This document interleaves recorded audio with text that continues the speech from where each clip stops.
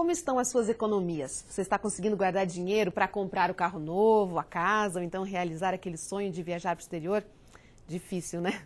Pois então, no programa de hoje, a gente está conversando com o professor Hamilton Daledoni Filho, da FAI, que está dando algumas dicas sobre finanças para a gente. E antes de você ensinar a fórmula mágica de guardar dinheiro, que é a coisa mais difícil que existe, queria te perguntar ainda no assunto do bloco anterior, a gente estava falando da questão das dívidas, quando a pessoa está endividada e tal. O que eu quero te perguntar é o seguinte, quando a pessoa tem uma pequena empresa, às vezes até um negócio em casa, ela vende algum produto que ela faça em casa, como é que ela tem que fazer para que uma dívida não entre na outra, ou que ela tem que fazer essa divisão para que ela não acabe usando o dinheiro que seria pessoal dela no negócio e vice-versa? Isso é uma dificuldade do microempresário. Ele entende que a empresa é dele, então ele mistura as contas. A gente sempre orienta o seguinte, o empresário tem que entender que o dinheiro que entra no bolso do lado direito não pode misturar com o bolso do lado esquerdo. Por quê? Porque são coisas distintas, pessoa física e pessoa jurídica.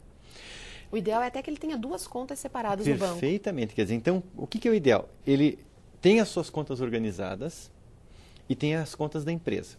Na hora que ele faz o levantamento da conta da empresa e sobrou o dinheiro, ou ele estipulou para ele um salário chamado de prolabore, ele pega esse salário e deposita na conta física. E aí ele paga as contas da empresa. As contas pessoais. As contas pessoais. Acabou o dinheiro da pessoa física? Acabou. Não tem? Ah, mas eu preciso pagar.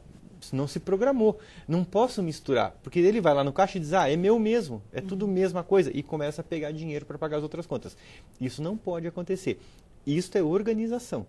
Se sobrar dinheiro na empresa, ele tem que reinvestir na empresa, fazer coisas na empresinha dele ali. Ele tem que se planejar na empresa, dentro do seu planejamento, para ver o que ele precisa, para poder ver se ele vai reinvestir ou não. Se precisa comprar outros equipamentos, mais matéria-prima, etc, etc.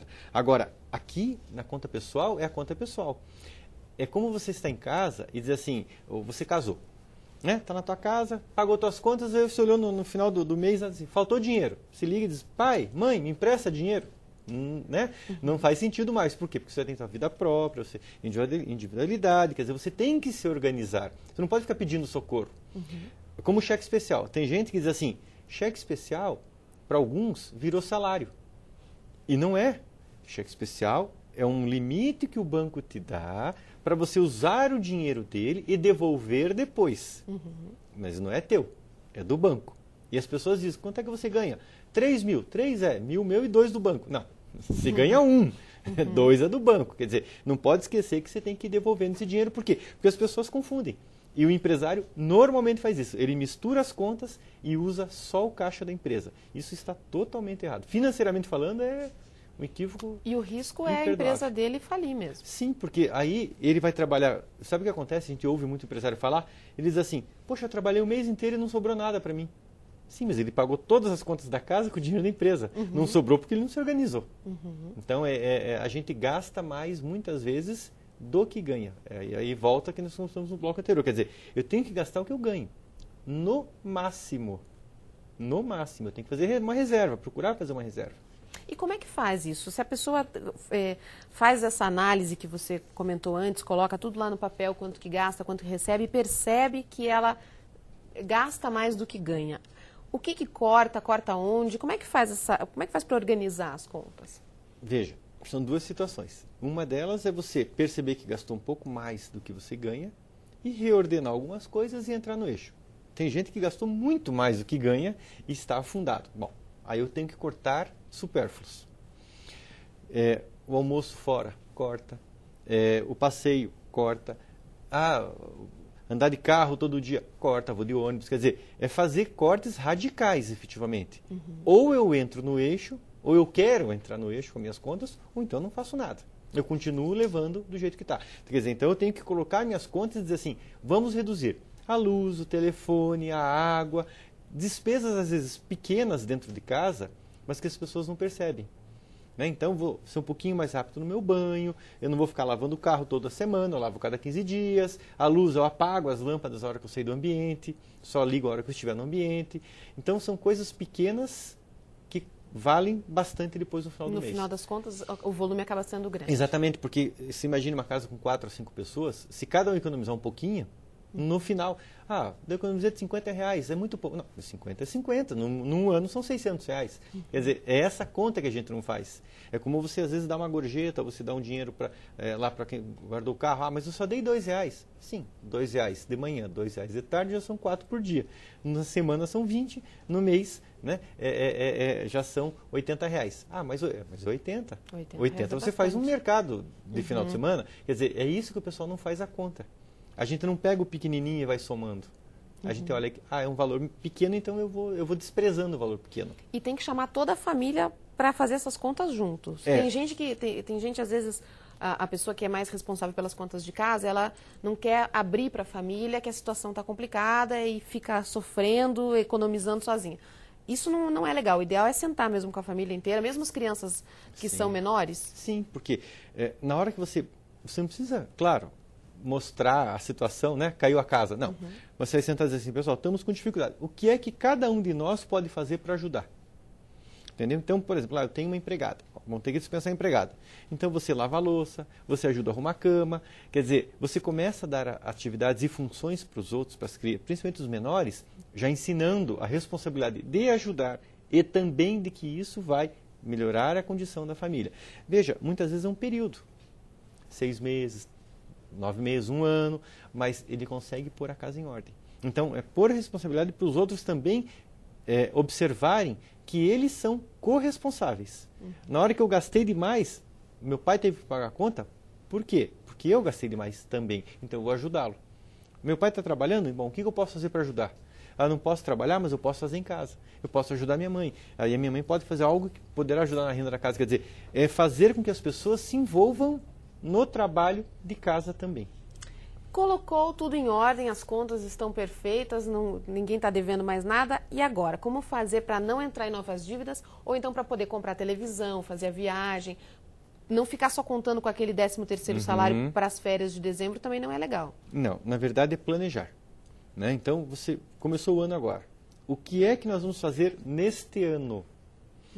Nós queremos fazer uma viagem de passeio no feriado de setembro, que em Curitiba é feriado. Ótimo, de 8 de setembro, né? Então nós vamos passear. Para onde nós vamos? Quanto nós podemos gastar? Então vamos economizar para chegar lá e termos esse volume de dinheiro para poder passear. O que nós vamos fazer para guardar esse dinheiro? Então vamos fazer as contas da casa. Bom, não está sobrando, não está sobrando, tá. Então vamos guardar um pouquinho, cada um vai economizar um pouquinho para a gente poder chegar lá e poder fazer o passeio. O ideal, existe um valor? Não, isso é quanto puder mesmo. Veja, na verdade, muitos especialistas dizem assim, o ideal é em torno de 10% do teu salário, em média ou no mínimo, você guardar por mês, dentro do possível. Muita gente vai te dizer assim, não dá. Dá. Se você se organizar, dá. Né? A gente já conversou com algumas pessoas... Mas tem que separar o dinheiro, porque se o dinheiro estiver lá na conta... Gastou. Você gasta, né? Então Sim. tem que separar, faz o quê? Coloca na poupança, o que faz? Para pequenos valores, o ideal é colocar numa poupança. Por quê? Porque a poupança, o banco inclusive está pouco, mas está remunerando para você. Mas você, é um dinheiro que é aquela história. Mas como é que eu vou abrir uma poupança? Vai no banco que você recebe o seu salário e faz o que a gente chama de poupança programada. Vai ser direto da conta. Então já acreditou lá na conta, você não se preocupa. E o melhor é aquela que não pode mexer por um período. A poupança não tem mais isso. A poupança, você perde o rendimento se você mexer. Mas não tem mais aquela obrigatoriedade de você, não posso mexer. Não, pode mexer a qualquer momento. Depositou hoje, amanhã precisa sacar, saca. Né? Então, só não vai ter o rendimento. E ele não é proporcional também. Mas o ideal é tirar da conta corrente, como um empresário. O empresário tem as suas contas, daí ele diz assim, o que eu faço para reinvestir na empresa? Vai programando. Eu tenho que pagar o 13º dos meus empregados. Sim, abre uma conta separada e vai provisionando. Porque chega no final do ano, ele não provisionou, ele vai ter que pagar o 13º. O que ele faz? Vai no banco. E aí o custo do dinheiro do banco é muito alto para ele. E ele não tem condição, muitas vezes, de repassar esse custo para poder, vamos dizer assim, cobrir essa despesa. E quando a pessoa ganha um dinheiro extra? Recebeu agora, no começo do ano, ou mais para frente, um dinheiro que ela não estava esperando. O que ela deve fazer com esse dinheiro? Muita gente fala, ganhamos um dinheiro extra, vamos para o shopping, né? Exatamente. Não, essa não é a melhor solução. Não, veja, eu sempre... claro que cada pessoa tem um perfil. né? Ele pode ser um pouco moderado, conservador, um pouquinho mais agressivo. Eu sou um pouco mais moderado. Então, recebi um dinheiro. Vamos supor lá, recebi R$5.000 que eu não esperava. Tudo bem. Então, eu vou guardar metade. A outra metade, eu vou ver quais são as prioridades. Se tenho conta para pagar, se não tenho. Se eu puder, eu separo um pouco e digo, vamos gastar. Vamos almoçar fora, vamos fazer um passeio diferente, vamos fazer uma viagem, mas sempre deixando uma margem de segurança. Porque veja, se acontece um imprevisto, por exemplo, agora no começo do ano, nós temos o quê? O IPVA, né? O IPTU e o IPVA. Fora, vamos até deixar fora a escola. O IPTU e o IPVA. Então, se você tem um carro, você tem que pagar ou à vista ou parcelado. Mas dependendo do valor, é alto, é puxado. Como é que você vai fazer? Então, se você não tem a reserva, você não tem o benefício do desconto. E é melhor pagar à vista ou... Bom, não tem problema pagar parcelado se a pessoa não pode pagar à vista? Não, não tem. Até ela se programa, às vezes, muitas vezes melhor até.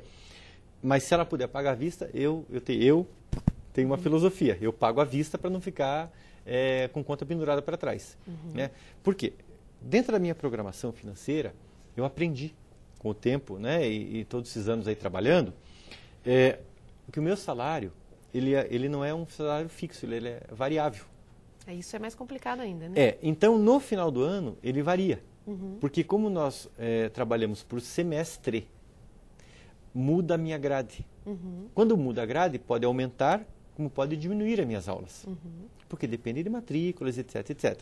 Então, o que eu faço? Eu sempre em dezembro, quando vem um volume de dinheiro um pouco maior, eu reservo e me programo para que eu tenha dinheiro em janeiro e fevereiro. Porque eu sei que março daí começa, o ano começa a rodar normal novamente. Então, eu me programei e aí eu vou pagando minhas contas. E sempre que possível, eu pago à vista. Disciplina, né? Professor, muito obrigada. Vamos deixar o seu e-mail para quem quiser tirar alguma dúvida. É adaledone@yahoo.com.br. Isso, né? Muito obrigada pela sua participação. E o É Seu Direito de hoje está terminando. Para preparar os próximos programas, a gente quer a sua ajuda. Escreva para a gente, sugira assuntos, mande perguntas. O nosso e-mail é seuddireito@alep.pr.gov.br. Eu espero você amanhã ao meio-dia. Até lá, tchau!